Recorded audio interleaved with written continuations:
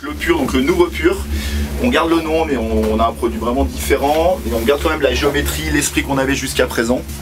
On peut voir vraiment le même caractère, simplement on élargit toutes ces lignes de cote. Ouais. On va passer à 104 sous le pied, on va rajouter une nouvelle taille en 178, donc plus petit gabarit ou femme qui veut apporter, qui veut un ski un peu freeride engagé.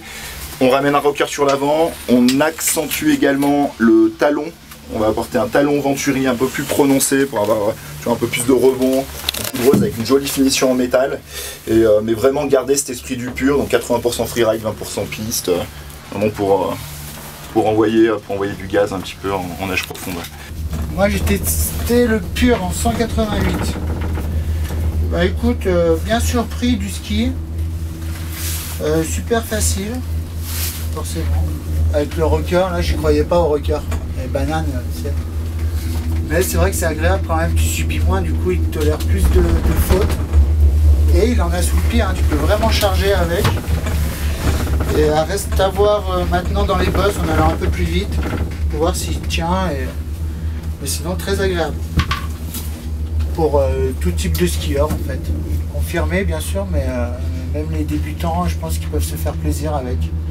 S'ils veulent envoyer du gros, c'est un bon ski. Et sur piste aussi, par contre, super. Une monstre accroche. Mais non, très bien. Très bon ski. Un nouveau Pur, donc qui est l'évolution du